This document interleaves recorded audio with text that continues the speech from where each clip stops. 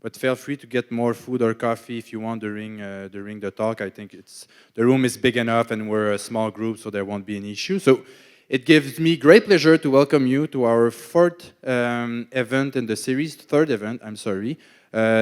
Leben's presentation that I will introduce in 1 minute. But first, I would like to thank everyone for coming, to also thank our partners in organizing this series, so Ernst & Young, Mila, Ivado, Sébastien Gamps, chair at UQAM, Humania at UQAM as well, but also the people that have contributed organizing the series. So this is, as I said, the third talk in our speaker series. We will have, we scheduled to have a fourth talk at the end of April, a conference from Shannon Vallard. But now I'm just taking a few minutes to say that given everything that is happening at the international level with the COVID-19 crisis and pandemics, we're not exactly sure what will happen with this talk, so we will check at the situation that is evolving obviously very quickly. So we will keep you posted on that. One option perhaps is to do everything remotely using different web platforms. But we have to check depending on how things will evolve. We wanted to have the meeting today because it's still early and we're a fairly small group of people, but it's very possible that the situation will be different in a month or a month and a half from now. Okay, so it gives me great pleasure to welcome Derek Leben, who will give a talk on the moral principles for evaluating fairness metrics in artificial intelligence. So Derek is the department chair and associate professor of philosophy at the University of Pittsburgh at Johnstown, but he is also currently a visiting professor at Carnegie Mellon University. He works on questions of ethics, cognitive science, and emerging technologies. He has published a book entitled Ethics for Robots, How to Design a Moral Algorithm in 2018. And the book, as well as his other work, is interested in demonstrating how traditional moral principles can be formalized and implemented into autonomous systems. He has also published other papers in addition to the one he is presenting today, such as a paper on how to develop a Rawlsian algorithm for autonomous vehicles, but also other paper on more traditional issues of moral philosophy, such as Kant ethical principle that ought implies can. Very serious stuff. And so you will be presenting that paper now for 30-50 minutes. After that, we'll have some discussion point that will be raised by Martin Gibert that I will introduce. And then we will open, I will give you the opportunity to reply, and then we will open the floor for questions. So thank you all for coming, and it's up to you, Dave.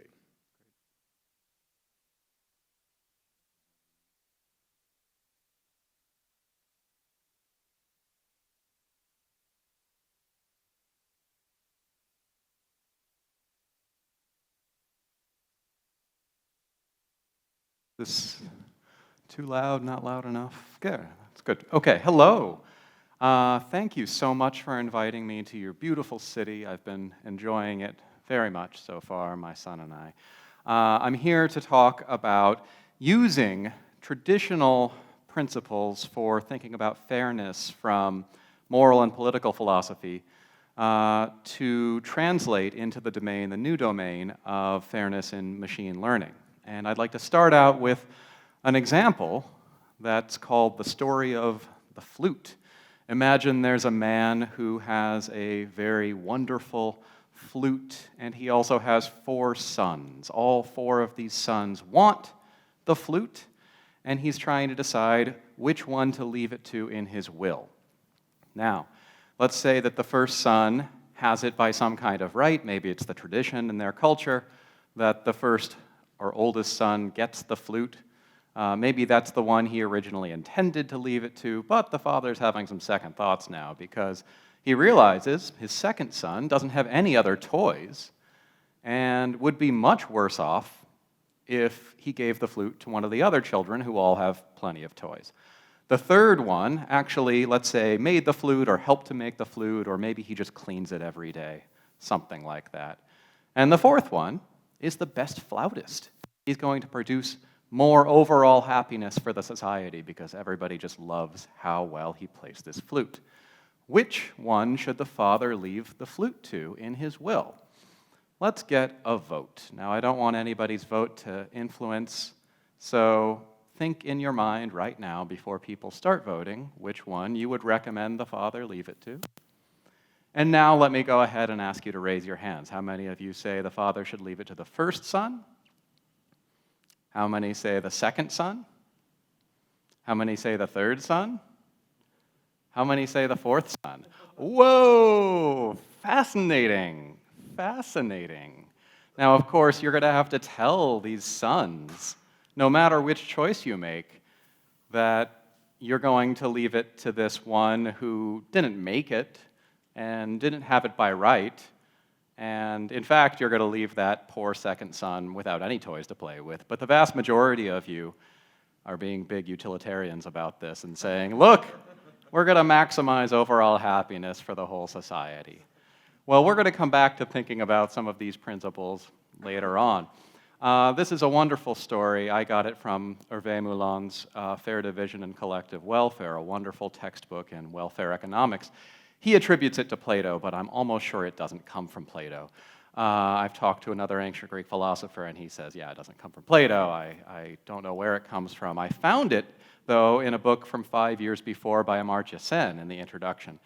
So maybe it comes from there. But if anybody knows where this story comes from before the late 90s, please tell me, because I would really like to know as a historian of philosophy as well.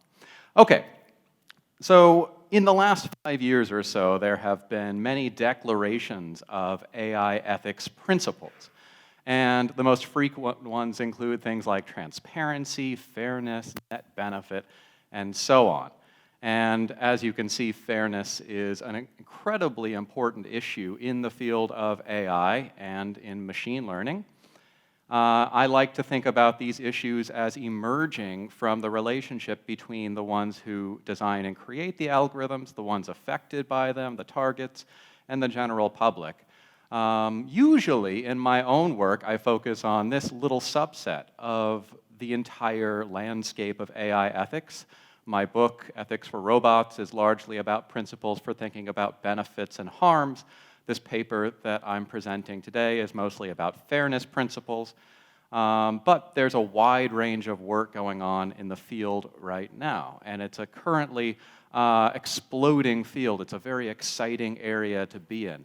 Just as a side note, if any of you are interested in reading my book, email me. My email is leben@pitt.edu, and I will send you a free copy, PDF, no questions asked. I like to pretend that I'm being generous, but honestly, I don't really get any money from it, so I just want the ideas to be out there.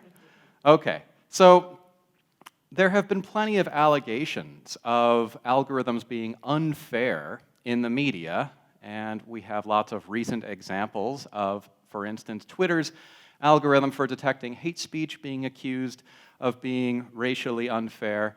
Another algorithm, the Optum healthcare algorithm, being accused of being racially unfair, and the granddaddy of all examples, Northpoint's algorithm for risk assessment in criminal justice being accused by ProPublica of being unfair. Now, in this particular instance, what was fascinating is that the company that created this algorithm, Northpoint, responded by saying that the algorithm is fair by other kinds of metrics. There are other measurements for thinking about fairness that in this way of thinking about fairness, the algorithm is fair. And what ensued was the birth of fairness, accountability, and transparency in machine learning, more or less, which is wonderful. It's a wonderful result. What has also resulted from this is the company Northpoint changing its name to Equivant, a highly suspicious move. But if they've got equal in the title, then they must be fair, as you can see. Well, what I'm going to talk about are these kinds of fairness metrics in machine learning that both ProPublica and North Point were using to each claim that the metric was fair. It turns out that you can't just have all the fairness metrics at once. That would be wonderful. I would gladly concede and step away from the room if that were possible, right? If we could have everything we want and distribute goods equally amongst all people, with everybody getting as much of the goods as possible, then you wouldn't have to worry about fairness or ethics. But unfortunately, we cannot. And there have been some recent proofs to demonstrate that it is mathematically impossible to achieve all the fairness metrics simultaneously. There are also some efforts underway to take some kind of sampling or Gini coefficient of all the different possible fairness metrics and have some kind of best of all worlds or a sampler of all different kinds of fairness metrics, but I highly discourage that approach, and I'll say a little bit more later about why I discourage that.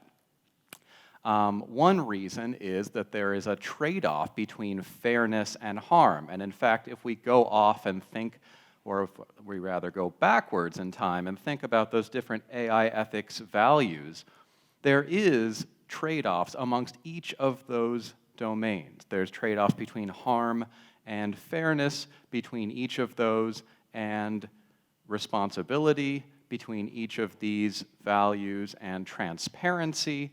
And so we need to not just think about within the domain how we define fairness, but outside of it as well. So I've been talking about these different definitions of fairness, but perhaps it's worth getting into the weeds a little bit and giving a particular example. Okay, so I have here a sample risk assessment classifier. This could be, say, assessing the risk posed by prisoners who are up for parole, as North Point's algorithm was used for. And this is, as most of you probably are aware of, just a standard contingency table, and it will show you in the columns section the actual target variable, that is whether somebody is going to reoffend or not, and in the rows what the algorithm is labeling the prisoner as, either as high risk or as low risk. And for now, let's just assume that this is a binary classifier. So I have here two groups, let's call them A and B, indicated by the subscripts. I just realized I'm pointing up to the one that I could see, but not to the one that you could see. We have here two groups denoted by subscripts A and B, and they could be groups that are broken down by gender or ethnicity or sexual orientation or some kind of protected group that we don't want to discriminate against. Now, in this case, there are 600 members of Group A total and 200 members of Group B total. And as you could see, the members in that upper box, upper left-hand box here, are the ones who are true positives. The ones in this lower box to the right are the true negatives, and those are our good outcomes. That's what we want for the algorithm. The ones in the upper right box and the lower left box are our false negatives and false positives, and those are our errors. We don't want those. Now, it's not just about minimizing error and maximizing accuracy, but we also want to make sure, if there's going to be error, that the errors are distributed equally amongst groups, that the correct classifications are also distributed equally amongst groups A and B. After all, this seems unfair. If we distribute errors or we distribute true positives or true negatives amongst these groups differentially, right? Now, there are lots of different ways, though, of measuring how we distribute the errors unfairly. We could simply look at the classifications and say how many members of Group A versus how many members of Group B were classified as high risk, right? And it turns out in this example, there is parity amongst Groups A and B, all right? So it turns out that 300 out of 600 prisoners were classified here as high risk, and 100 out of 200 prisoners in Group B were classified as high risk. Equality, right? Well, it also turns out that in another kind of measurement, namely true positives, how many dangerous prisoners were correctly identified as high risk, we also have equality. And in fact, these were the metrics that North Point used to defend its algorithm as fair. It said, look at these measurements. in the groups that we labeled as high risk and the groups that we labeled who turned out to actually be high risk, there is equality. In their case, it was equality amongst white and black prisoners, but we could imagine equality amongst any protected group. However, there are other measurements of parity, and you could look at, for instance, whether there is equality in the false positive rates, and in this example, there is not. You could also look at whether there is parity in the false negative rates, and in this example, there is not. And these were the metrics that ProPublica used to insist that there is not equality in North Point's algorithm. Now, of course, this raises the important question, which one should we care about? If one group is saying, according to these metrics, the algorithm is fair, and another group is saying, according to those metrics, the algorithm is unfair, which metrics are the ones we should use? That's a normative question. Which ones should we use? All right? And so I'm going to follow the advice of Ruben Binns, who in a paper, I think it was probably 2 years ago now, argues that we can think of these allocations into true positives, true negatives, false positives, false negatives as a distribution problem. And we can look at different principles for resolving these kinds of distribution problems.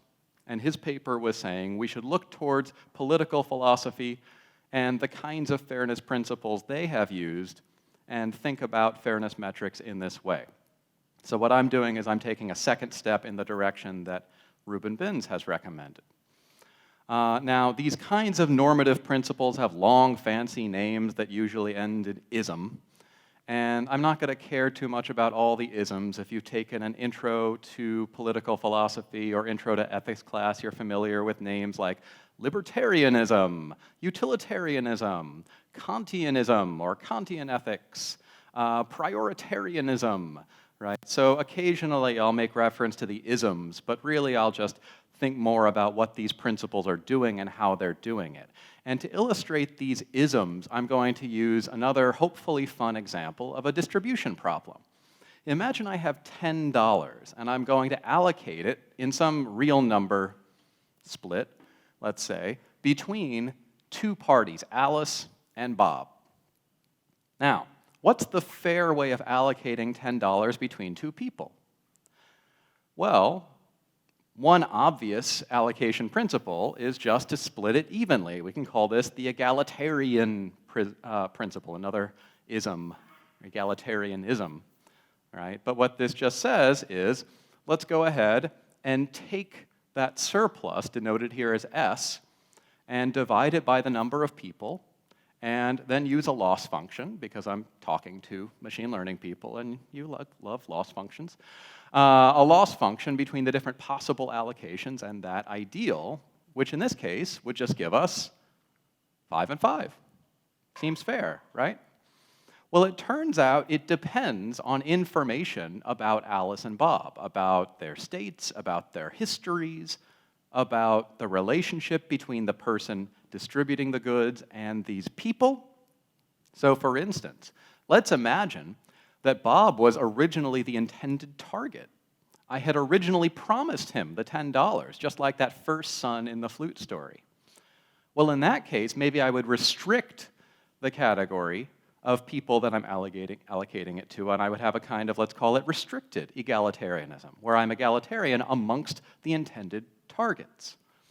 Or, let's say that Alice is now perceived as a victim, somebody who is owed compensation. And if she's owed compensation, that is, if she's lost a lot recently and she deserves the $10 in some sense, that she would be much worse off than Bob without it, then perhaps I'll restrict the egalitarian distribution to her. Now, this is just a restriction. I can use the same egalitarian principle, but in this case, I could just say the n equals Alice, or the n equals Bob, and I could give it all to him, or I could give it all to her. In some sense, Alice is like that second son in the flute story, who would be much worse off without the flute. On the other hand, remember the third son, and the third son might have the flute by some desert, because he made the flute, he helped to clean the flute, he was owed the flute. A lot of friends of mine say it's just obvious you give it to the third son, but not here. Fascinating. Well, if you think that, for instance, Alice, let's say, put more effort into production than Bob, right? So let's say Alice originally contributed $3 into production and Bob originally contributed $2.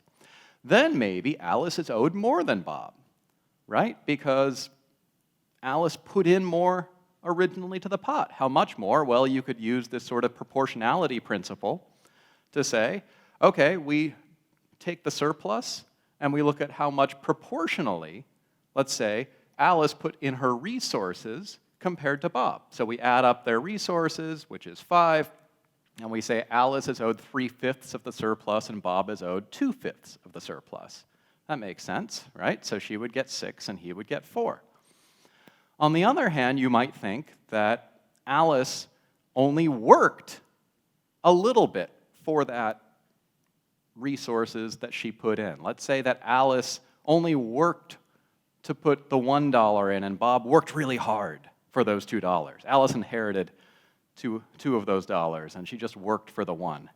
But Bob worked for all 2 of those. Well, if you think proportionality should be based on effort or desert, right, not just contributions, but how much people owed according to some subset of the resources they contributed, well, then you could look at not the proportion of resources that Alice and Bob put into the production, but instead the proportion of work that Alice and Bob put in which case Bob would get twice as much as Alice because he worked twice as hard, right?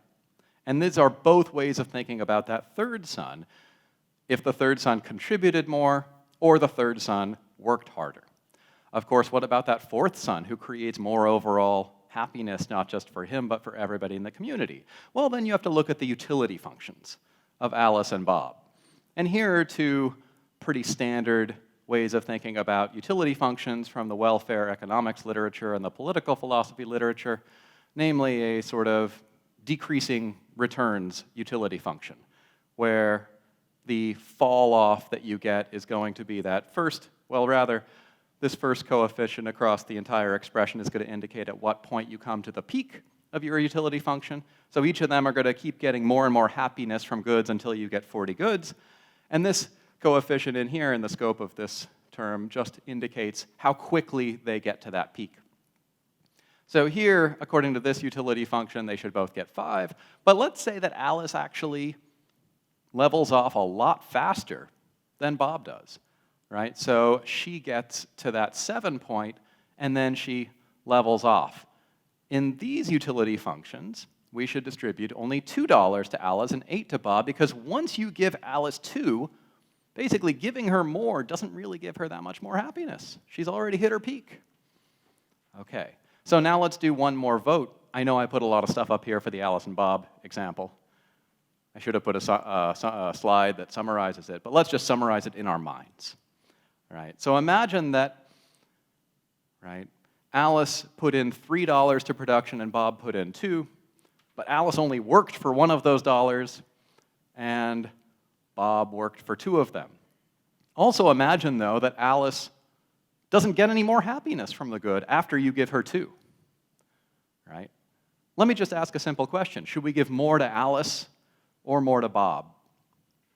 Or should we give money equally to both of them? Think about those answers in your mind, and I'm going to ask for one more vote. Were you all following it? Should I repeat it again? Yes, question.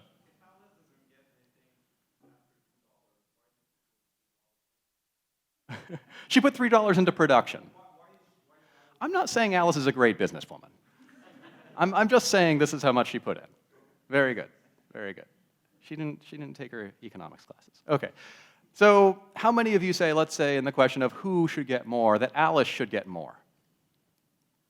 How many of you say that Bob should get more? Oh, good. Let's say relatively, 99.9% sure. It's a good question. It's a good question. All right, how many of you say we should distribute it equally? Okay, interesting. Don't be shy, you proud egalitarians, right? Because notice, those proud egalitarians are saying, even if Alice isn't going to get more pleasure from it, she still deserves some amount because, as you were saying, she put into production. She deserves the amount she put in.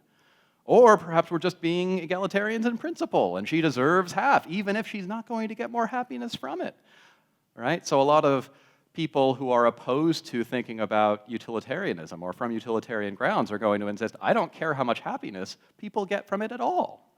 Good, yes?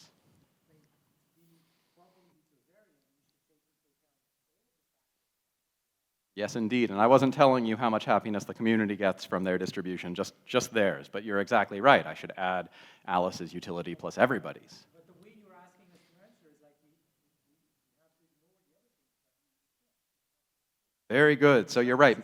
I shouldn't have been assuming that those egalitarians were being principled egalitarians. Maybe they were being what we might call rule utilitarians, where I say, well, in this example, I'll give them equal amounts, but that's just because if I don't, then later on it's going to cause suffering for more people. Is that what you had in mind? Yeah, good. So that's fair. That's fair. But notice you might still insist, well, just on principle, they deserve equal shares because they are equal in some respect. Or Alice deserves more because she worked harder or put in more. Okay. So how does this all relate to fairness metrics in machine learning? Well, if we think about this debate between North Point and ProPublica, we can perhaps evaluate it by some of these fairness metrics, or the fairness norms, I should say. So the norms being used by North Point, well, currently Equivant, seem to assume what matters is our intentions. What matters is the target. What matters is this class of people that we label, not who is made worse off, not the overall happiness of the community or a certain group, but rather, what could we be held personally responsible for? In our labels, in our classification, our goal is to correctly identify people who will reoffend, and we do that, right? So what matters is having equality amongst the labels, not amongst anything else. On the other hand, you might think that what matters are people who are actually made worse off by your algorithm, counterfactually, who would not have been punished as much without your presence. And in fact, there's another approach to thinking about fairness metrics developed by a University of Chicago team, and that approach is called equitas. All of them have to have equal in some version in the title, in Latin or Greek, in order to be a fairness metric. And according to them, we have to think about who is made worse off, which group is made worse off, and we do this by thinking about, is this algorithm rewarding or is it punishing? And so in, for instance, a parole granting procedure, the people who are, or rather a parole procedure that is assigning risk to prisoners, right? The people who are false positives are made worse off because they are innocent, or rather they are not dangerous and they're being labeled dangerous. On the other hand, if you have an algorithm that is designed to grant loans to people, then the people who are the false negatives are actually worse off because they are labeled as not creditworthy when in fact they are creditworthy. And so we have to think about in each particular algorithm exactly what its function is, what its task is.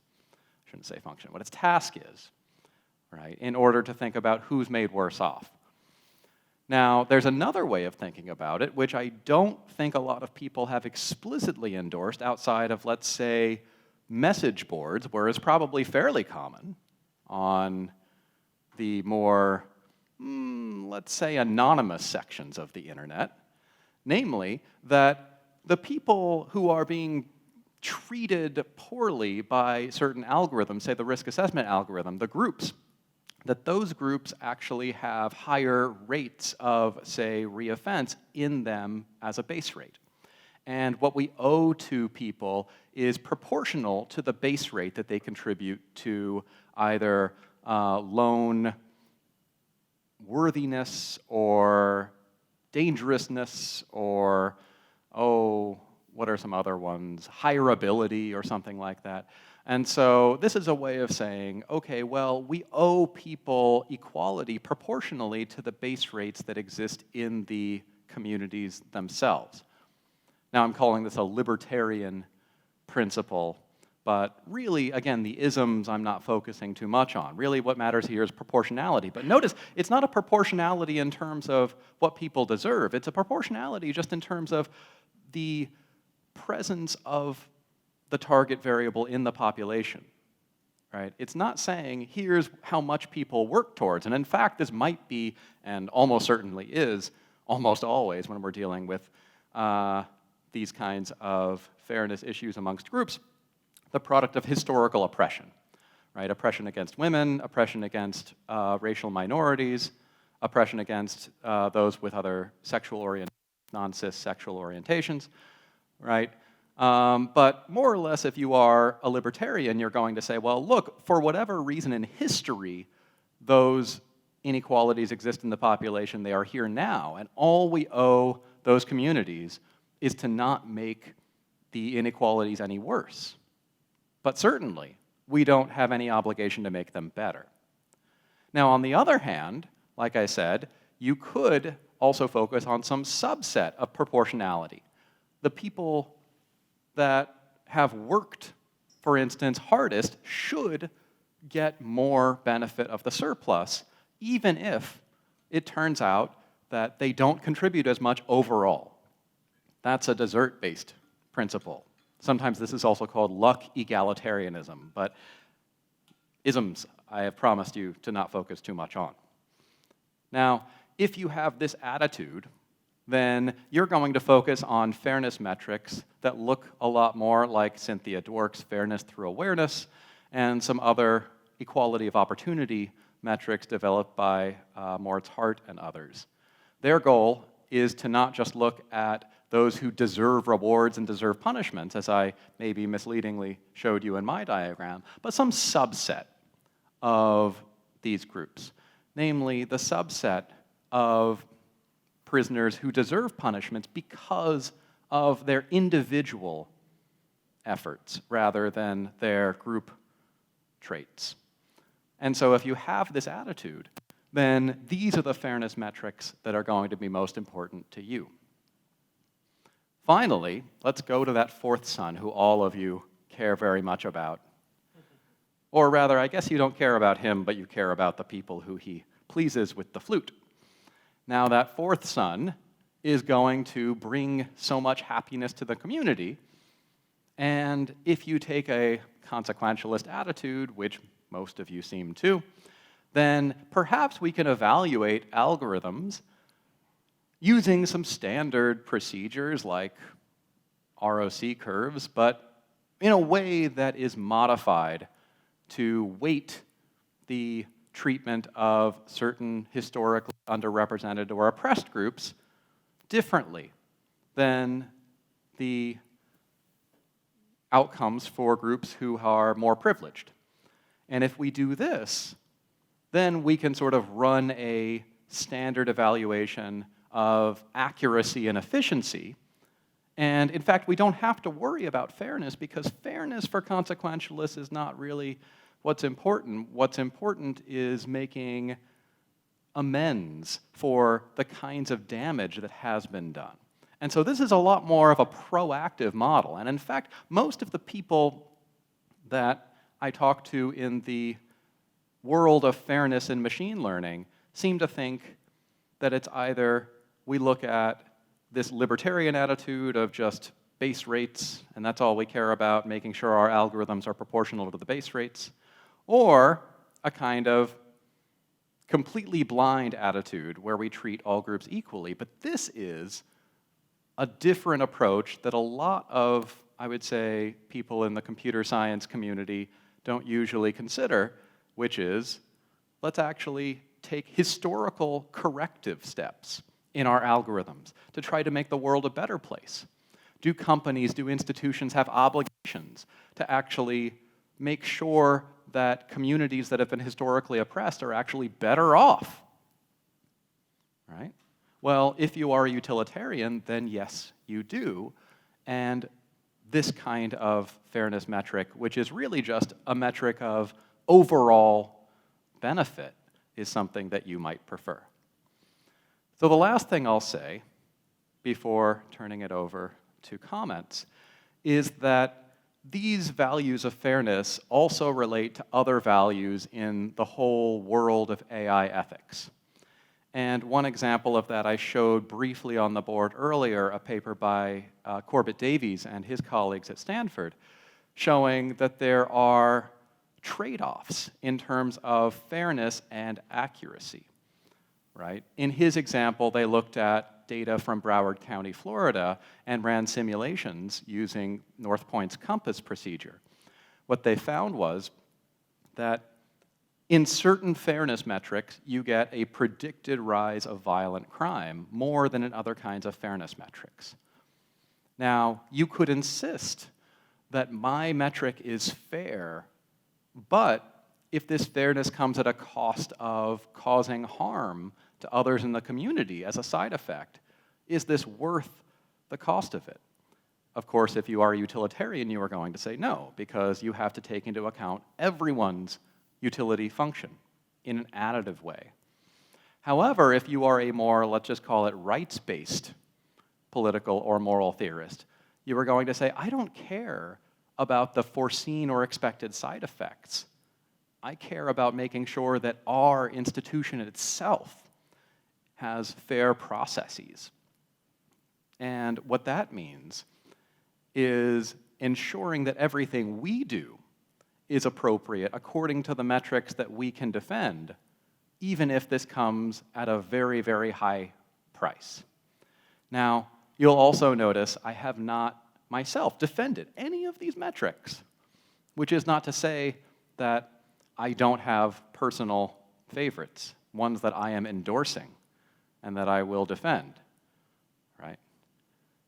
I can say more afterwards if you'd like about, I assume the question was going to be, which one are you advocating? No?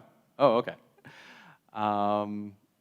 But my point here, or my purpose here, is just to illustrate the range of possible arguments that you could give for each of these fairness metrics. Because right now in fairness and machine learning, as far as I understand the field, there's a lot of different measurements, but there's not much argument for why you're using one of these measurements. And all I'm trying to do is first, here's the different kinds of arguments you could give, and then next we can have a debate about which ones are actually more compelling and convincing than others. Thank you very much.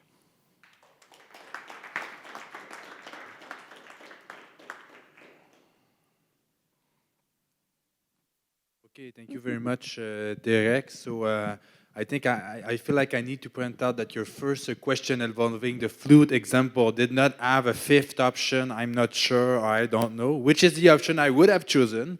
And so I'm a bit worried you may be introducing a bias in your own results, but it was a very useful example nonetheless. Okay, so now we will have an example, a comment, I'm sorry, from Martin Gibert, who is agent de recherche CRÉ-Ivado at the Center for Research and Ethics and Ivado. But Martin is also the editor of the Encyclopédie philosophique en ligne and editor-in-chief of Vegan magazine. He works on questions of moral philosophy and more specifically questions of moral imagination, but his more recent work and research interests are in the domain of AI ethics.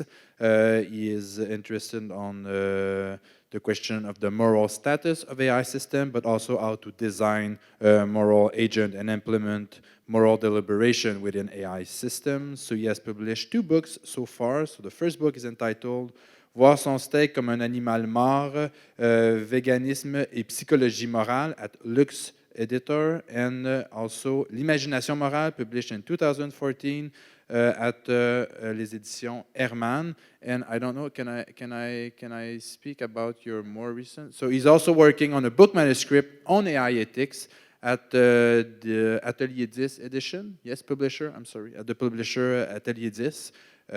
Which I'm sure will be very interesting. So, Martin, you have maybe 5 or 10 minutes to make your comment.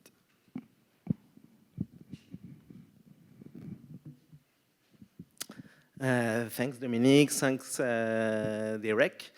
I was very happy to read your paper and to follow the conference because it condensed a lot of moral philosophy in few pages.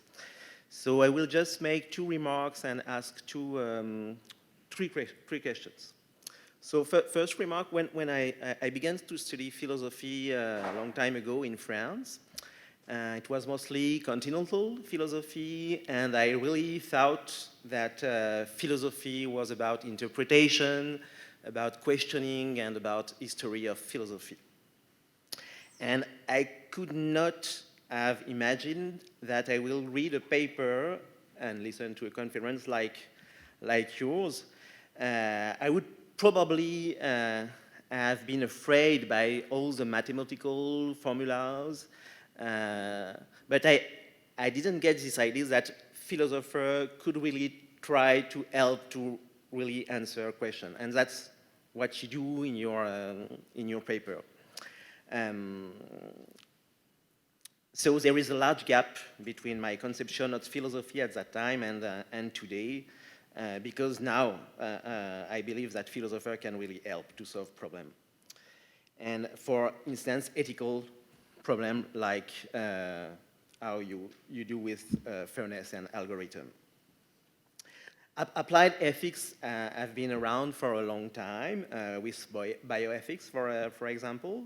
But it seems to me that there is something new with ethics applied to algorithms, and in this case, ethics applied to classifiers. And the new thing is that the transcription from normative principle to reality seems to me very direct, probably because of the nature of algorithm. As you show us, we can make formulas with our moral intuition. We can try to make formulas with our moral intuition, and I am fascinated by this kind of stuff, making fairness operational. So that was my first remark. The second one is that I really enjoy the way you present the different measure of fairness with confusion matrix and with the example of the risk assessment of the Compass case. I was very enthusiastic when I see that in the paper. You show the complexity of the situation in a very pedagogical manner. And it's also a nice synthesis of many views. So if I have to teach this kind of stuff, I will certainly use your numbers and use your way of explaining it. Now to go to my first question. I won't go deep in all the formulas, but I want to stay on the broad level of consequentialism versus deontological principles. It is often said that deontology proposes constraints, while consequentialism is more about reaching an objective. I also like the connection made by Christine Tapolé and Ruven Ogien between consequentialisms and values and deontology and norms. But of course, when it's time to transcript these theories into formulas, you have to make rules with both norms and values, rules for both deontology and consequentialism. So you characterize consequentialism with a utility function, maximizing some values or maximizing the minimum for a prioritarian. And you characterize deontology with a loss function. I'm not exactly sure what it is, because I'm not sure I really understand the difference, the mathematical difference between these two kinds of functions. So my first question would be, could you say more about the fitness between this principle and these two functions? Are these functions just useful tools? And could we imagine that other mathematical functions could make the same job? Or is there something more objective? Is there some, do you see kind of general structure of thought which gather a moral distinction and mathematical distinction? Yeah, that's the first big question. The second one and the third one are shorter. In the case of a risk assessment classifier, it seems easier to go with deontology principle because consequentialism needs much more data about how people will react about the well-being of people. So do you agree with this idea that there could be a general rule that deontology is easier to implement into algorithms than consequentialism? And if it's the case, it's sad because we are all consequentialists here and we would like to implement consequentialism too. And so that's the second question. And finally, the third one, do you have some thought about randomness? Sometimes it's morally relevant to use randomness. Let's say if we want to choose between two people in a trolley dilemma.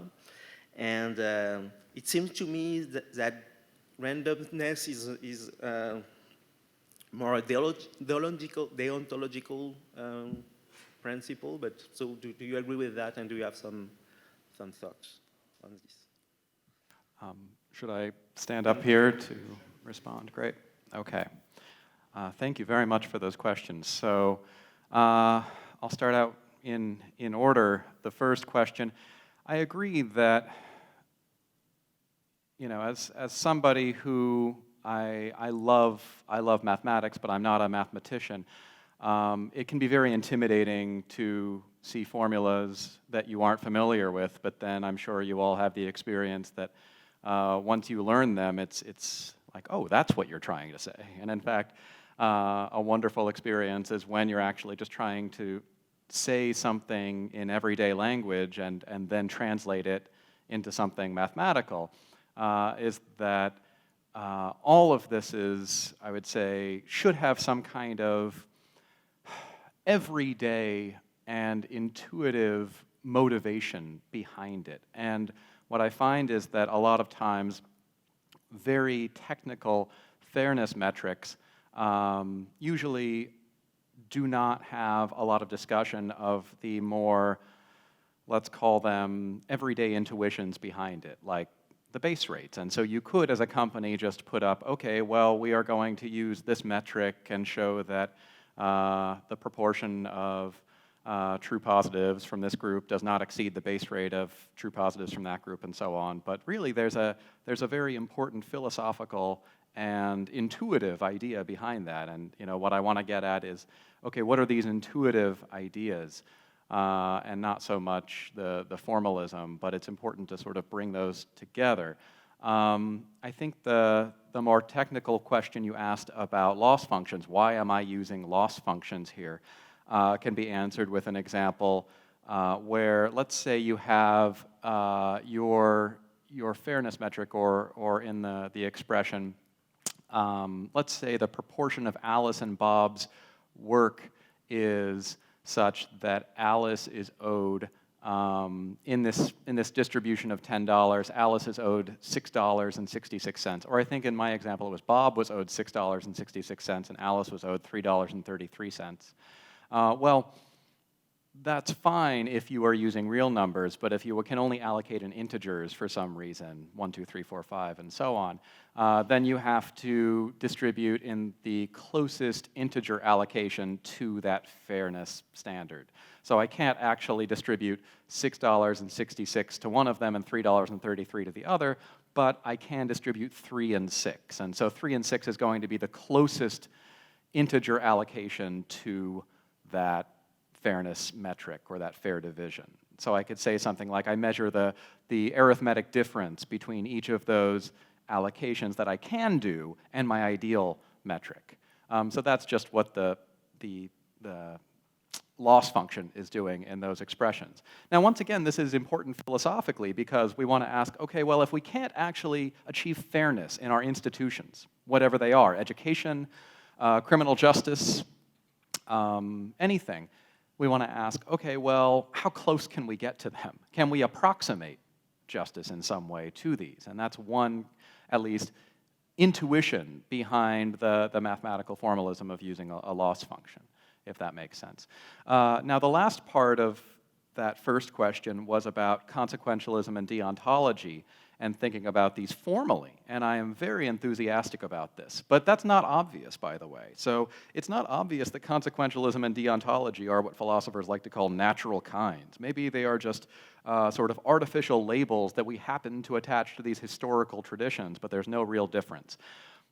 There's some motivation for this perspective. John Stuart Mill, in his book Utilitarianism, actually said, hey, Kant endorsed my view. And you might think, no, he didn't. But there are ways of interpreting deontology in utilitarian terms and vice versa. So you might think that these labels are artificial. However, I tend to think that these actually do correspond to maybe not natural kinds, but some kind of real category in certainly strategies and strategies for producing cooperative behavior among self-interested organisms. Now, you describe the mathematical difference between them, whereas one of them is constraints, the other one is a kind of optimization procedure. There's a wonderful paper by Chris Gerdes and his former postdoc Sarah Thornton from a lab at Stanford University called the Dynamic Collisions Lab, which does work on navigation systems for autonomous vehicles. And they actually looked at differences formally in navigation systems between consequentialist approaches and deontological approaches, and they produce real differences out there in the world. So I suspect that thinking about consequentialism and deontology as these formally distinct kinds of strategies is going to be a very productive route to go down. So I think that answered all three parts of your first question. Now, the second question, let's see here. Remind me again the second question. Yeah, it seems easier to implement Right, right. So in terms of what's easier and harder to do, you might say something like, in total ignorance of the utility functions of Alice and Bob, maybe we should distribute it equally amongst them. Or in total ignorance of the people in the community, how this is going to affect them. Now, this was actually in relation to a question earlier, namely, how confident are we about their utility functions? And maybe that's important to price in. If I have such huge error margins in these utility functions, then they become perhaps practically useless and they break down entirely. And so you could use a kind of deontological rule as a rule of thumb. This is also a standard tool by utilitarians to say, well, if all else fails, lacking complete knowledge about the world, just fall back on certain default assumptions about what tends to produce the most happiness. So sometimes it might produce more happiness to kill an innocent person to save many, or to deceive others, or to let guilty people go or keep innocent people in prison. But if we lack information about that, perhaps we should just go with the default assumptions about what tends to produce happiness. On the other hand, it is important to realize the important theoretical differences between the two different families of fairness here. Whereas a consequentialist is going to say, if we get enough information, say we run enough simulations like Corbett Davies and his colleagues were doing, to demonstrate that this fairness metric just is reliably and with some degree of confidence going to increase the rates of violence in a community, then we shouldn't do it, given that there aren't that many prisoners and there's a lot of people in the population. On the other hand, if you have a deontological attitude, once again, you don't care. You don't care. There's a standard example in intro to ethics classes where, for instance, you could, or you are faced with the decision, as say the sheriff of a small town, whether to put an innocent person in prison at the expense of, or in order to achieve, saving the lives of many people in the community. A famous American novel, To Kill a Mockingbird, involves an example like this, where a black man in the South is accused of raping a white woman. And there's a real concern amongst members in the community that if this man is found innocent, which he was, that there was going to be not only a lynching of him, but perhaps a lot of harm done to the black members of the community. And so if you are utilitarian, perhaps the right thing to do here is to punish an innocent person. Now again, you might say the long-term effects are going to be bad. Is that what you were going to say? Sure. And there are good reasons for saying this. On the other hand, if there are no long-term effects produced by it, then utilitarians are always going to say it's acceptable to punish innocent people if that is the only thing that's going to prevent huge amounts of suffering, right? So, importantly, the utilitarian has to be committed to something like this, while the deontologist has to be committed to saying, we are never, ever going to accept the punishment of innocent people or the release of guilty people, even if it creates more overall happiness. There's a wonderful quote from Immanuel Kant where he describes, if the world were going to end tomorrow, what's the first thing we should do? Execute all the murderers in prison, because we don't want their blood guilt on our hands. That's a weird statement, isn't it? It's really weird. Kant was a weird guy, right? But it comes from this place that, according to Kant, we can't let anyone get away with that shit. Right? According to Kant, it is incumbent on us to punish the guilty no matter what the consequences, right? Now, your last question was about randomness. There's actually a large debate amongst utilitarians and consequentialists in general about what to do if it turns out that all else being equal, the utilities are even between two different decisions. Let's say we have to decide between A and B, and the utilities are equal between actions A and action B, then it turns out we should, according to standard expected utility theory, randomize. Right? If I'm trying to decide between a 100% chance of $10 or a 50-50 chance of $0 or $20, then I should flip a coin because those are both equal, according to the classic decision theory, right? Assuming there's no cost or drop-off in returns or something like this. But there does seem to be something fundamentally problematic about that kind of randomness. And in fact, a lot of rights-based philosophers have pointed out that there's something unacceptable about randomizing in order to determine who gets resources. This is, in fact, important when talking about the allocation of scarce medical resources like vaccines. What should our policies be during a pandemic? Who deserves to get these resources more? Is it going to be people who have the longest to live and whose health are maximized by getting these resources? Is it going to be people who deserve it more through some kind of effort or base rate prevalence of a trait in their population, right? Or is it going to be random, right? Well, once again, a lot of rights-based theorists are going to say there's something unacceptable about that kind of randomness, right? And I agree that there's something, I would say, unacceptable. A lot of it boils down to the idea that that seems arbitrary. It seems arbitrary to leave it to chance or randomness who gets what resources when you have the power to actually incorporate that into your decision-making, right? But why arbitrariness is bad is a more fundamental kind of moral concern, and whether it's possible in a sort of bounded sense to relegate some amount of randomness or arbitrariness when all else is equal, that's maybe another issue and a more plausible position that I could imagine somebody taking. Good. Thank you. All right, so we have about 40 minutes left, so we can open the floor for question now. There's a microphone right there. If you want to ask a question, just come to the mic. And yes, so we have about 40 minutes. I can start maybe while people are getting up and coming to the mic. So I had a couple of questions on your talk. I guess the first one is that, well, first I need to say I thought it was really interesting.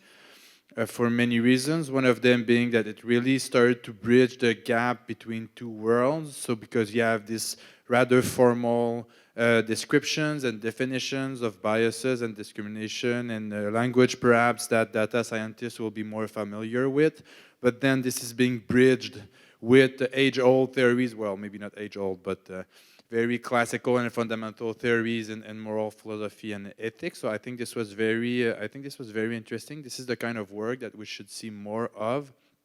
It's also the kind of work that contributes building just a vocabulary for speaking about AI ethics. I find that this is still a big issue in the sense that we're still lacking like the words and the concepts for really reflecting about the ethical issues, because we're dealing with an object matter that is so technical, because the conceptions of biases are very technical too. So anyway, I think it contributes to that. Now, my question was, I guess I'm pressing you a bit in the direction of what you mentioned earlier, but so you lay out definitions of biases and discrimination potentially, and then you lay out like ethical frameworks or theories of justice, basically, but you do not make any recommendation. And you know, some of them are more harder to put into practice than others. So desert-based conception, for instance, are notoriously difficult to implement. Because it's always very difficult to make an assessment of one's contribution into anything like economic production, but also because of the difficult distinction between choices and circumstances. So it's also hard to distinguish between these things. So my question was, which one you think is the most, because you sort of suggested that there's some of them you preferred as opposed to others. So which approach is the most interesting to you? Which normative approach? And then what would be the implications for the right criterion of discrimination of bias that we should use while assessing the ethical or non-ethical nature of ML application, machine learning application? Very good. That was a very long question. I'm sorry, but thank you. That was very good. Thank you. So maybe I could answer it with returning to the example of North Point's COMPASS algorithm. And of course, this is not the only risk assessment procedure currently being used by US criminal justice systems. There are lots of private businesses that are now selling their risk assessment algorithms to parole boards and indeed trying to get them to be used more and more in assessments of bail. Now, as you pointed out, it's very difficult to determine which of these features from, say, a desert-based perspective we should be using and which of them we should be ignoring. In other words, how we should be looking at parity or equality amongst the deserving groups. You have to quantify or rather restrict a set of those deserving individuals. And this is actually the big problem, or at least I would say the big challenge that has been raised to Dwork's Fairness Through Awareness model and others like it, to say, okay, well, which of the features used by a machine learning model are the ones that we are going to actually think of as deserving? So in terms of risk assessment, you can say prior convictions seems like a reasonable feature to use, but is socioeconomic status, is education level, is their parents' education level, and the number of convictions that their parents have had, are those features that we should be using, even if they're highly predictive. I mean, this is why this is interesting for machine learning, is there are a lot of features that are highly predictive of traits, and yet some of those features appear to be irrelevant or arbitrary or even discriminatory to use, right? This is, I know I'm preaching to the choir here, but this is indeed the fundamental problem. Now, defining some of those traits, like education level, as relevant is making a normative judgment. It's saying you are responsible for your education level. Now, of course, from a very deterministic perspective, none of us are responsible for any of our traits. And from that perspective, it's going to be impossible to actually have this proportional desert-based approach, right? I actually, to answer your last question, do favor a more consequentialist approach. I know I was giving all of you a hard time, about it, but it's just because I was so surprised. But it's not easy. It's not easy. In fact, as I implied, it's going to predict some surprising things, some things that maybe you don't want to accept, as all consistent normative theories do. Right? No theory is going to give us everything we like, unfortunately. And one of the surprising predictions is that we've actually got to make a claim about how much of an increase in, say, corporate losses or in public safety sacrifice are we willing to make to adjust for historical injustices? How much are we going to be willing to actually be unfair to certain individuals in terms of what they've worked for and the desert that they have claim to in order to correct for larger group scale injustices? And unfortunately, consequentialists are going to have to say, at least a little bit. At least a little bit. We're going to have to sacrifice desert. We're going to have to sacrifice equality of some kinds in order to correct for historical oppression. Now, this is surprising in a way that a lot of even consequentialists don't want to accept. Right? It's a very progressive attitude that I would say is disturbing to many people who started off just wanting to talk about fairness, and now all of a sudden are forced with thinking about compensation in some way. Yeah. All right, thank you, thank you.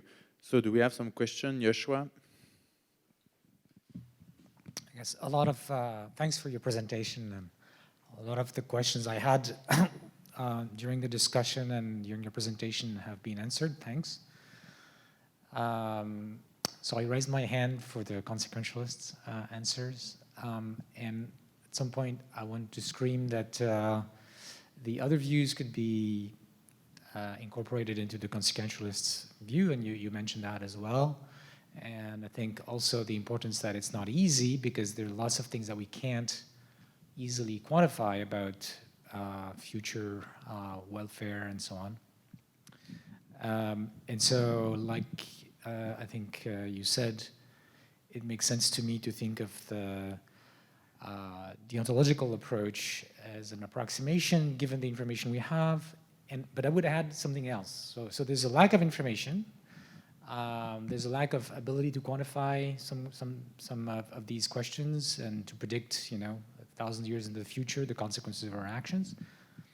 But the ontological solution relies on simple rules. This was mentioned in your discussion, and I think that's another limitation, which potentially, with machine learning, under the consequentialist views, we could make some progress on. I mean, we could do better than those rules if we accept that those rules are an approximation in the first place, and then we try to quantify to the extent that data as being more and more collected gives a handle on those things.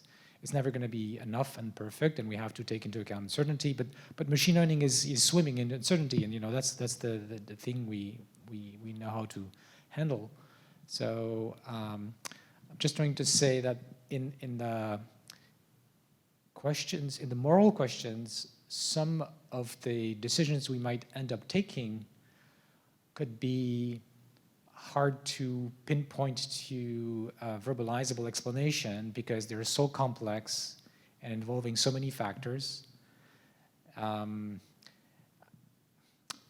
maybe we have to go that route. Yes, and I, as now an out-of-the-closet consequentialist, am going to agree with you that ultimately any methodology like a machine learning methodology for making more accurate judgments than human beings about what's going to create more overall happiness is one that we should willingly endorse, which also gets to the prior question of the sort of interaction between normative ethics and AI, where actually having to formalize and be specific about what we mean by certain moral theories and build them into machines could be productive in the sphere of moral philosophy, that we could learn things that we never knew because all of a sudden having to build machines that maximize utility is going to tell us unexpected but true things in that domain.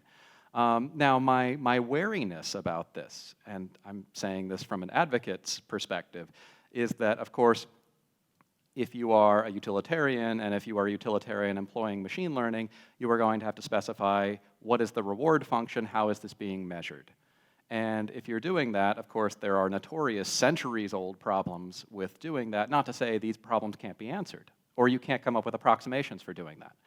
But there are serious issues with quantifying things like, if I put someone in prison mistakenly, how much suffering is that to that person? If I release an innocent person from prison, how much happiness is it for that person? And indeed, how much is the greater weight of a historically oppressed group that I am continuing this cycle of oppression towards compared to an entitled group, right? Now, of course, I'm not saying we can't come up with some approximations to that, and there are very good methods of trying to do that. But this is the challenge, the grand challenge for doing so. Yeah. And I want to add one thing in the same line, but now looking back on why humans react. So in your example of parole, if we use, say, education or socioeconomic level, most of us would feel there's something wrong, right? Where's that coming from? And in a way, this is also probably the source of the Kantian approach, that evolution or of our genes and cultures have optimized us for some moral judgments, which are not necessarily easy to quantify through, or to not quantify, to explain verbally, to reduce to rules, but our brain is doing it. How it came about, this is another question, and one that I'm very interested in. But there's a lot of complexity in that, and we should, recognize that, try to potentially understand the principles behind it, and it might also be a guide in the ways that we can build moral machines. Yeah, and I think there's one kind of very just so ad hoc evolutionary story that we could tell about how this would have been productive for human beings to make as a generalization. By this I mean saying that some features are irrelevant to generalizations about an individual, is saying, well, I want to be reliable in my judgments about her, and if I use the color or the clothes that she was wearing, let's say, as information about her future behavior, that's going to be unreliable in what she's going to do later.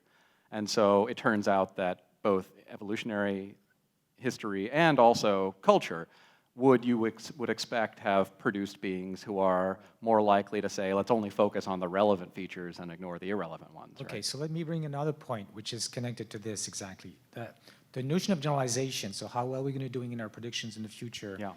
in machine learning is something that is evolving in the research camp, in the AI research camp.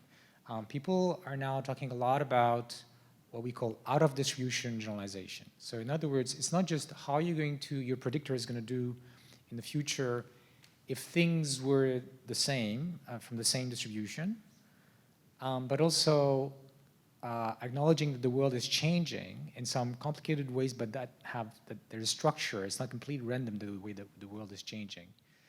And the kind of intelligence that humans have is actually very robust to those changes. So we're able to make judgment calls, in particular about causality, that are very robust to those changes in distribution. We can adapt quickly to changes in the world, better and faster than current machine learning techniques, which have focused up to now on the simple scenario where we're going to have some data from some distribution, and then we're going to apply our system to the same data from the same distribution. Now it's going to be different data, but the same distribution. And so this ability to generalize in a more powerful sense may explain why, even though in terms of purely predictive power, you might say education level, is predictive, why shouldn't we use it? Well, there's a good reason, because under a change in distribution, like let's say we had a more fair social system, then that feature wouldn't work anymore.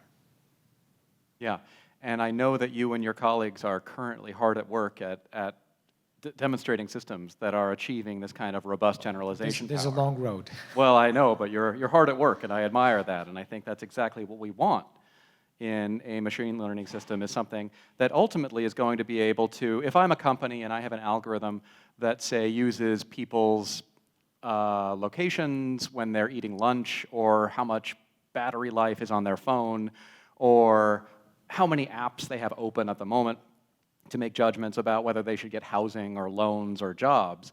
I want some important kind of answer, a technical answer perhaps, to say, okay, even in the short term, if using those features in your algorithm is going to be useful in predicting the target variable, in the long term it's not, and here's why, right? And I assume that seems to be what you're working towards, and I'm all for it. That's exactly what I think we should be moving towards. Thank you.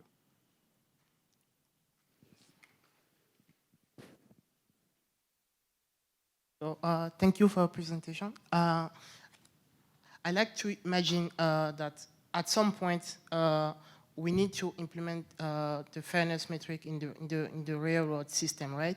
And in my opinion, I think that it will be very difficult for data scientists, for example, to make the choice for which metric to use.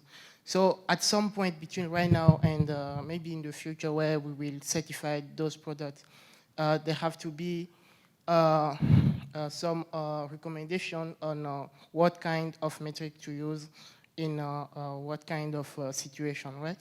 But I want to ask you, because there has been other example on other disciplines, like in cryptography, for example, you have the NIST that makes some recommendation on how to use the cryptographic key depending on the protocol and this thing. So I like to imagine that maybe we will have something like that for the use of fairness. But I would like to ask you if you share the same opinion that we should have this kind of recommendation, and who should be on the table to decide the recommendation that should be used.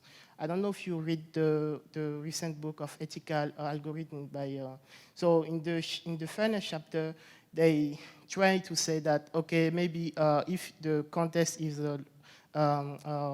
let's say, sharing bonus, like in the context of lottery, for example, you can use demographic parity because there is no need to use the real label, the real label, right? But who have to decide that? Like, can we imagine that in the future we'll have something like NIST for fairness? And you share, or what can be, how can this fail if it's not, in your opinion? Right, and I just wanted to clarify the first question you asked about, what was it, the railroad? My first question was that, do you think that we need some agency that will make the recommendation, or is that the wrong way of thinking it? Because people have to implement the algorithm in the real world, and the real world, who make the choice to implement it? Yes, thank you. I apologize. I confessed that even though I have un petit peu français, it's there's going to be some language and accent barriers from me, and that is my fault entirely. And I thank you for bearing with me. And so, your first question about implementation, obviously there's a big debate going on in AI ethics about whether this should be some kind of regulation in terms of laws created by states and federal agencies, or whether this should be internal to companies and other institutions like universities to determine what their particular policies are. I understand that there are good reasons for being worried about leaving it all internal. This is sometimes called ethics washing, where you bring in a committee of AI ethicists and you have a bunch of workshops and you say, look, we value fairness and privacy and transparency, but you haven't actually changed anything. There's no bite to these principles.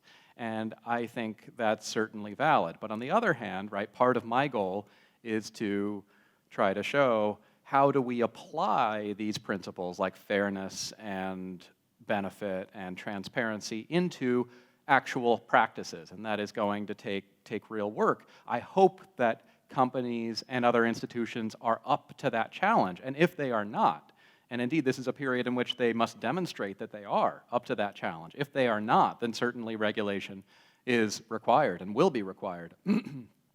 So the second question you asked about some kind of currency system, I must confess I am not knowledgeable enough about cryptocurrency to comment about the...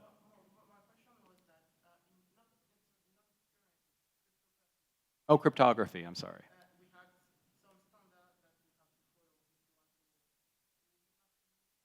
I see.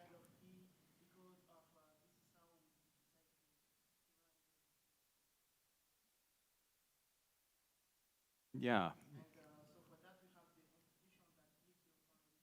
Yeah. Mm-hmm. Yeah.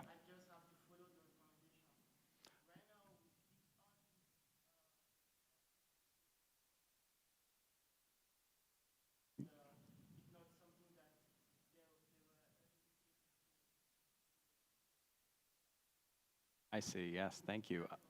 Right, and this is another area where there's a lot of debate right now in AI ethics about whether there should be some kind of seal of approval or checklist that companies and governments need to use in order to demonstrate that they have, in fact, audited and assessed their algorithms and that they are provably fair.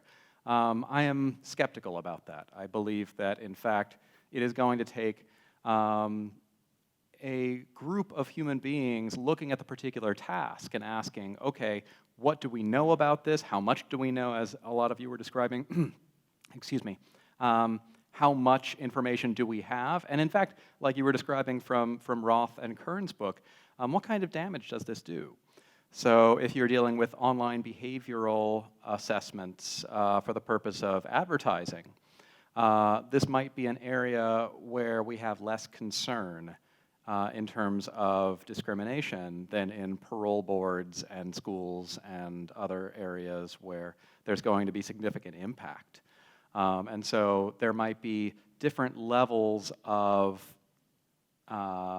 standards and, in fact, different fairness metrics that are relevant for different contexts, right? As you mentioned, you might be perfectly willing to accept demographic parity in something that has relatively little impact on human flourishing.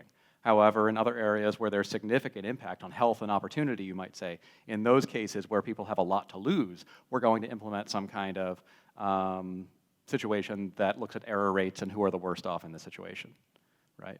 Very good, thank you.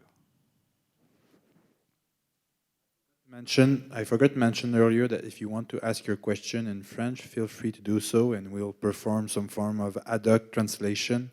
Yes. So Derek can respond to your question in English, and if need be, we'll retranslate that to French. And again, with my apologies, because yes. it was my fault. Hi, Ajahn from McGill University. Thank you for your presentation. I think our conversation is naturally heading towards a little bit more discussion about ethics washing. I would like to open up the discussion a little bit broadly than just on fairness. So talking about ethics washing, you know, in AI ethics, we now have this slew of guidelines and checklists and so on and so forth to try to encourage the engineers and data scientists to think through ethics during the design processes. That's all well and good, but the problem here is that we don't necessarily understand whether these guidelines and toolkits actually add value, actually result in a positive XYZ. Now, in order for us to answer that question, quote unquote, what is the value add of these AI ethics toolkits, I believe we do need metrics of sorts to be able to measure, okay, is this more fair, more transparent, more trustworthy, et cetera, et cetera. So I wonder if you can comment on that perhaps conflicting tension between the need for metrics in the first place, the need to measure something about ethics, and the difficulty about that, and perhaps the fact that you know, in the real world, as you allude to as well, context is really key. And typically, when we design these systems, we don't necessarily spend the time to have a stakeholder consultations on what does fairness mean to you for this particular algorithm that we're newly designing and deploying into the world. So I'd like to hear more your thoughts on that. Good. So I'll say two things. The first of which is that you might accuse me, perhaps with good reason, of just constantly going up a level but not answering any questions, which is saying, okay, well, we started out with some fairness metrics. How do we evaluate them? Here's some normative theories. But wait, how do we evaluate the normative theories? And I might say, that's the job of metaethics. And then we have metaethics that comes in and says, well, here's how we evaluate different normative theories. But of course, you might say, well, how do we know which metaethical theory is in fact true? Ultimately, I think there are deep philosophical problems here about how we answer normative questions that just can't be avoided, right? And philosophers love this, right? This is what we do. Ultimately, I think we have to ask, can we answer normative questions in non-normative terms? And I have to be committed to saying yes. Otherwise, you are saying that there's never going to be a way to resolve these. We're just going to keep going up levels ad infinitum, and that would be highly unfortunate. In my view, which I advocate in the book, normative theories are solutions to cooperation problems among self-interested organisms. And so there should be some kind of objective way of answering the question, which of these normative theories is actually better at creating cooperative solutions? But of course, you might say, well, why should I advocate that? And my job is to try to answer that from a metaethical perspective. The second thing I wanted to say in response to your question is, you are exactly right that a lot of these higher level measurements actually incorporate assumptions from the lower level within them. So in the example of self-driving cars, for instance, you might say, well, here's a lot of different normative theories for navigation systems in self-driving cars. You might pick the navigation system that causes the least overall collisions or causes the least overall deaths, or that does not intentionally swerve or accelerate or take some steps to injure someone, or that always protects the driver, some protected target category, right? But then how do we evaluate those navigation systems? And you might say, well, we just measure, let's implement them in some simulations and measure. But of course, how you measure depends on which navigation system you think is best. If you are a utilitarian, you're going to say, my navigation system that tries to minimize the number of collisions and deaths wound up minimizing the number of collisions and deaths, therefore it's the best. But that's sort of cheating, isn't it? Right? If you are a Kantian, you're going to say, well, my navigation system that never accelerates or swerves to cause injury never accelerated or swerved, so it wins, right? But as you were saying, my way of measuring and evaluating these normative principles is baked in with some of the normative assumptions. And you're right, I think we have to avoid that. In fact, it's possible, according to my metaethical theory that I endorse, that I could be wrong about my normative theory. In fact, there are other philosophers that agree with my my metaethical theory, but disagree with my normative theory. Sorry, we're getting a little technical now, right?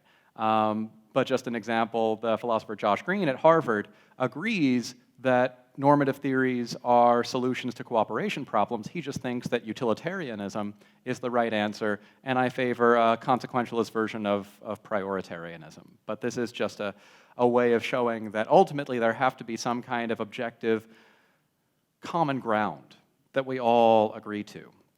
Now, I'm worried about finding that common ground through just voting or through voting with wallets. I'm worried about finding that common ground about a company or a series of companies in a field or a sector, just all implementing their own different AI ethics policies, and the one that gets the most likes on Yelp wins, right? I think that could produce unfortunate results. And in fact, there should be a more grounded, objective way of evaluating these. If that answers the question, thank you.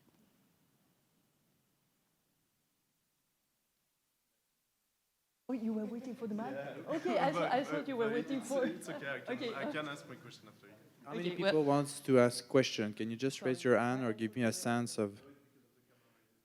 Okay, all right. So I'll ask you to be quick, perhaps, if the four of you wants to have the time to ask your question, because time is running by. So I think we still have the time for 4 questions. But yes. So Okay, go ahead, Kristen. Since it's quite related to what you just said, maybe I should do it now. So I was wondering about your meta-ethics. I think you need an epistemology of how we get to know these normative facts. You suggested that we could go outside of normative considerations. So you suggest something like a naturalistic methodology. I was wondering about that. I mean, I don't think that just doing normative ethics is doing meta-ethics. So, right, just trying to think about the theories that's not yet meta-ethics, as you I think said. But then you need a meta-ethics. You need to know, whether you can perceive facts. I rather agree with that kind of view. We discussed that before. Or whether you have to intuit them, or yeah. So I'd like to hear a bit more about that. So you're exactly right, and this does dovetail perfectly from my answer to the last question about there needs to be some kind of consensus and common ground at some level. And so very often when I'm teaching an ethics class, I will say, okay, well, we don't agree, let's step back a level. Do we agree about this? Oh, we don't. Let's step back a level. Do we agree about these things? No. Let's step back a level. And so, metaphorically speaking, of course, although I guess I physically also step back. But the point is, I'm looking for some kind of ground that we all share in terms of common assumptions. And I have to assume, for instance, if we are looking for a normative theory, we are looking for something objective, we are looking for something not grounded in just law or tradition or culture or personal preferences, but instead some set of facts that motivate and guide human behavior objectively outside of these kinds of traditions. And if you don't agree with that, then that just means we don't have the same definitions, right? Which is a semantic and epistemological problem, right? If you don't agree with my definition of God, then I'm not going to be able to convince you with my argument for the existence of God, because it's not something that we have some kind of common ground for.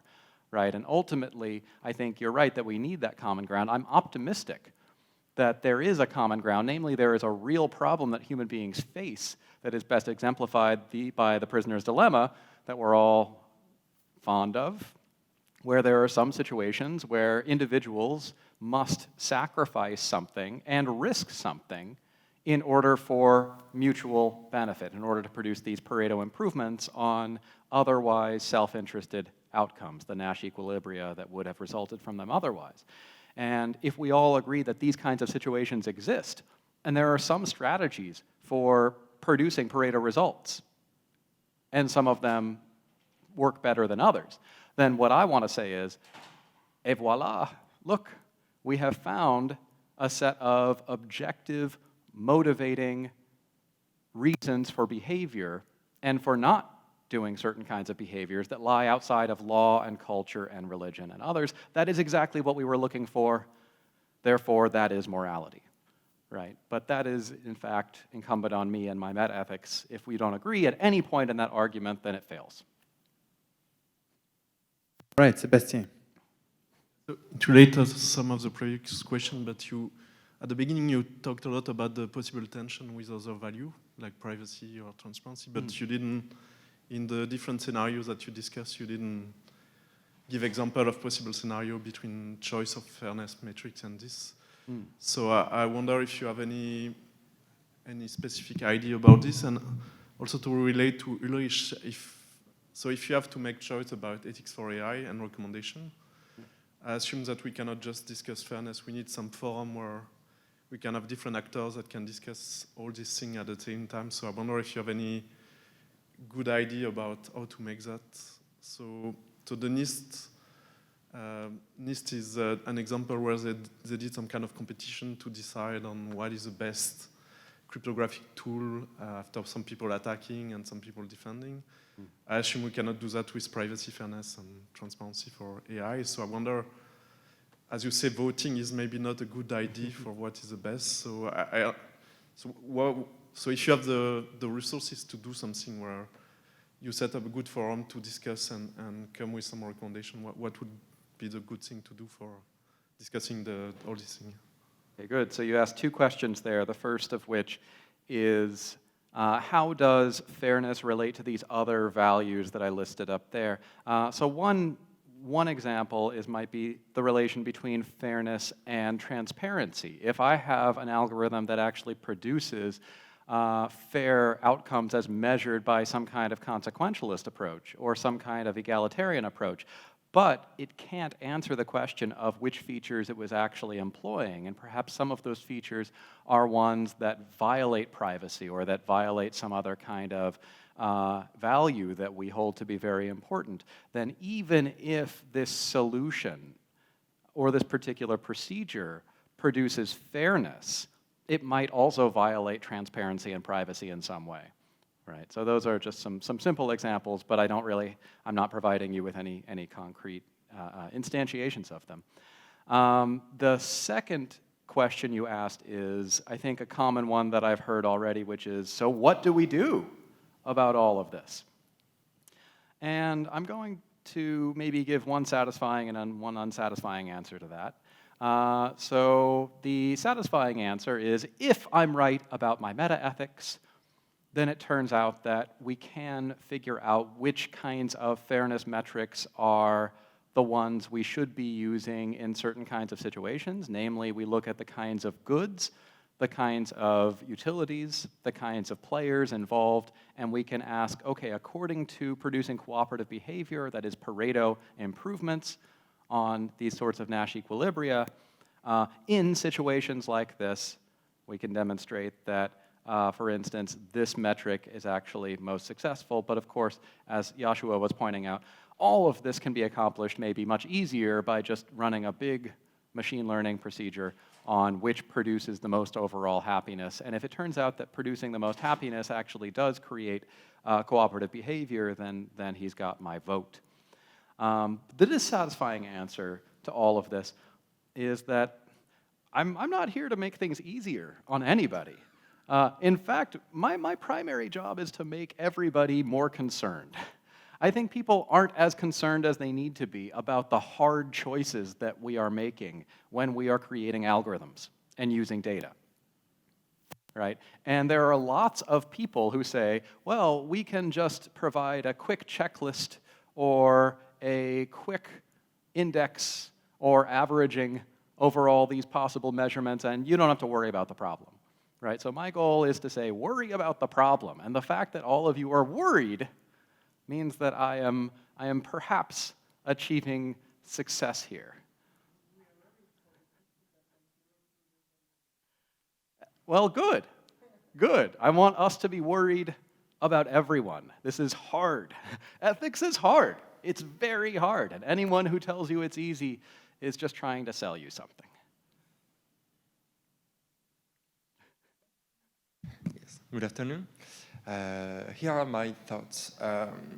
In machine learning, every project is based on data, and this data is collected in our real world, right? And so my question was, where does come from the unfairness? Does it come from us, humans, and the society, or does it come from our models and every AI architectures? For instance, for natural language processing architectures that are based on the language and the words we're using, they are trained on 1,000 pages on Wikipedia and every page on the internet written by us. Mm-hmm. And when, for the simple task of classifying words, wondering whether they're positive or negatives, it has been shown that for words words relatives for elderly people were more negatives than other words for younger people, for instance. So this is a bias we have in our societies. So what if one model can try to reflect the reality behind our modern societies and the bias in our modern worlds? Should we blame those architecture reflecting the reality of our biases? And should we consider this as unfairness, or is it fairness because the world is unfair? This is basically my question. That's excellent. And in fact, that relates also to Joshua's point about whether machine learning systems are capable of generalizing and abstracting away from those features that human beings tend to use, but we also judge as irrelevant to a task at hand. So there are two philosophers, Wendell Wallach and Colin Allen, who argued about, oh God, a long time ago now, more than 10 years ago in their book Moral Machines, that in fact a good way to train a moral machine is to train it off of moral humans. But as you're pointing out, you're also going to get all of the biases that you get from human beings as well. So in a well-known study from the Proceedings of the National Academy of Sciences in 2014, there was a group of social scientists who looked at the frequency of parole decisions in favor of the prisoner plotted against the time of day at the parole boards were having their meal breaks, and it turns out that, as you might expect, parole boards are a lot less likely to grant someone parole right before lunch than they are right after lunch. Now, this is a good instance of the sort of arbitrary factors that we think of as irrelevant and the kind of randomness that we want to avoid in our normative decision making. But how do we do this? Well, one way is a sort of top-down approach of saying, okay, here are the best solutions, the best normative theories, and I have good meta-ethical arguments for them, and that's generally the one that I take. However, I also accept Joshua's optimism about the potential for a more bottom-up approach that successfully generalizes past those idiosyncrasies of human nature and towards the sort of better angels of our nature in some sense. But exactly which approach of these is going to be best is highly dependent on the technology, right? If right now I'm looking at the state of the art in machine learning and it looks to me, again, being someone not in the field, that any kind of system trained on human judgment is going to incorporate the same biases or similar biases, then I'm going to favor a more top-down approach, right? But in the future, I'm very open to suggestions. Good.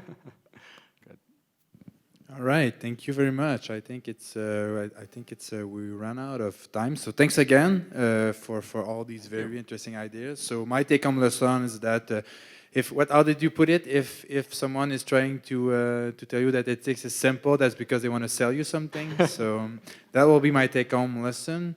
I also want to buy my book, by the way. No, just kidding. I'll sell it to you. And buy your book, yeah, or send you an email for a free copy. I will send you a free copy of my book. All right.